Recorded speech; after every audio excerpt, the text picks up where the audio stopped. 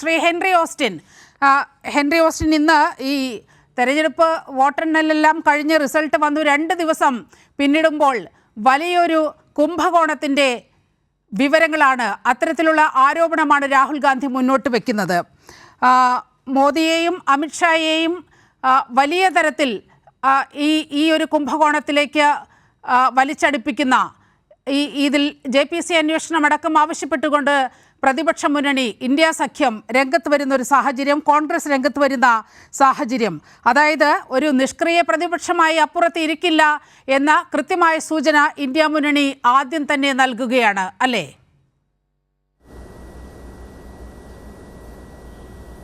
വളരെ കൃത്യമാണ് നീലിമ. കാര്യം കഴിഞ്ഞ പാർലമെന്റിനെ അപേക്ഷിച്ച് ഇത്തവണത്തെ പാർലമെന്റ് വളരെ ശക്തമായ പ്രതിപക്ഷ നിരയുടെ സാന്നിധ്യം ജനാധിപത്യത്തിന്റെ എല്ലാ സൗകുമാര്യവും വെളിപ്പെടുത്തുന്ന രീതിയിലുള്ള ഒരു വളരെ ലൈവായിട്ടുള്ള ഒരു പാർലമെന്റ് ആകാനുള്ള സാധ്യതകളിലേക്കാണ് വിരൽ ചൂണ്ടുന്നത്.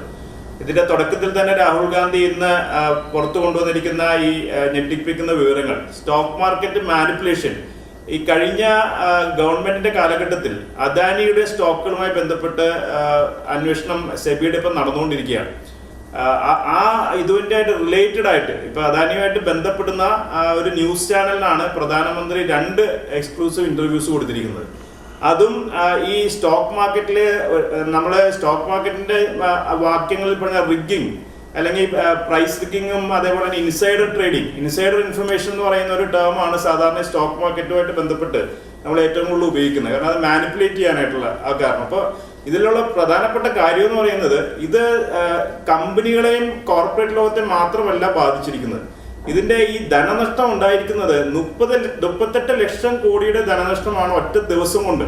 ജൂൺ 4 റിസൾട്ട് വന്നപ്പോൾ സാധാരണക്കാരായിട്ടുള്ള ഇൻവെസ്റ്റേഴ്സിന് ഉണ്ടായിട്ടില്ല. അത് 5 കോടിയോളം ഇന്ത്യൻ ഇൻവെസ്റ്റേഴ്സ്, റീറ്റെയിൽ ഇൻവെസ്റ്റേഴ്സിന് വന്നിരിക്കുന്ന ധനനഷ്ടമാണ് 38 ലക്ഷം കോടി എന്ന് പറയുന്നത്. അതിൽ ഡയറക്റ്റ് ആയിട്ട് അതിന് കാരണക്കാരായിട്ട് ഇന്ന് രാഹുൽ ഗാന്ധി വിരൽ ചൂണ്ടിയിരിക്കുന്നത് നരേന്ദ്രമോദിയും അതേപോലെ തന്നെ ഹോം മിനിസ്റ്ററായിട്ടുള്ള അമിത്ഷായ്ക്കും എതിരെയാണ്. കാരണം മെയ് 13 അമിത്ഷാ നടത്തിയിട്ടുള്ള സ്റ്റേറ്റ്മെന്റും 19-ാം തീയതി പ്രധാനമന്ത്രി തന്നെയും നടത്തിയിട്ടുള്ള സ്റ്റേറ്റ്മെന്റിൽ സ്റ്റോക്ക് മാർക്കറ്റിൽ ഇൻവെസ്റ്റ് ചെയ്യൂ എന്നാണ് അവര് സാധാരണക്കാരോട് പറഞ്ഞിരിക്കുന്നത്. ജൂൺ 4-ാം തീയതി ധമാക്ക ഉണ്ടാകും, വലിയ ഒരു ഉയർച്ച സ്റ്റോക്ക് മാർക്കറ്റിൽ ഉണ്ടാകാൻ പോകുന്നു എന്ന രീതിയിലുള്ള പ്രോത്സാഹനം. ഒരു പക്ഷേ ഈ കാലഘട്ടത്തിൽ ഒന്നും, ഇത്രയും വർഷത്തെ ഇന്ത്യൻ ഭരണചരിത്രത്തിൽ ഒരു പ്രധാനമന്ത്രി സ്റ്റോക്ക് മാർക്കറ്റിൽ ഇൻവെസ്റ്റ് ചെയ്യാനായിട്ട് ഒരു ആഹ്വാനം നൽകിയ ഒരു ചരിത്രം ഉണ്ടായിട്ടില്ല. പ്രധാനമന്ത്രി മോദിയും അമിത്ഷായും രണ്ടുപേരും 2 അവസരങ്ങളിലായിട്ട് സ്റ്റോക്ക് മാർക്കറ്റിൽ ഇൻവെസ്റ്റ് ചെയ്യൂ, ജൂൺ 4-ാം തീയതി വലിയൊരു കുതിച്ചുചാട്ടം സ്റ്റോക്ക് മാർക്കറ്റിൽ ഉണ്ടാകാൻ പോകുന്ന ഒരു സൂചന നൽകി. ഇന്ന് കാണിച്ച ഗ്രാഫുകളിൽ, ആ പത്രസമ്മേളനത്തിൽ രാഹുൽ ഗാന്ധി കാണിച്ച ഗ്രാഫുകളിൽ വളരെ കൃത്യമായി കാണിക്കുന്നുണ്ട്. മെയ് 31-ാം തീയതി സ്റ്റോക്ക് മാർക്കറ്റിൽ വലിയ തോതിൽ ഇൻവെസ്റ്റ്മെന്റ് നടന്നിട്ടുണ്ട്. ജൂൺ 1-ാം തീയതിയാണ് എക്സിറ്റ് പോൾ റിസൾട്ടുകൾ വരുന്നത്. ഈ എക്സിറ്റ് പോൾ റിസൾട്ടുകളിൽ വലിയ തോതിലൊരു വിജയം NDA മുന്നണിക്ക് പ്രവചിപ്പിക്കുമ്പോൾ ആ പ്രോത്സാഹനം ഉൾക്കൊണ്ടുകൊണ്ടാണ് ജൂൺ 3-ാം തീയതി സ്റ്റോക്ക് മാർക്കറ്റിൽ വലിയൊരു കുതിച്ചുചാട്ടം ഉണ്ടാകുന്നത്.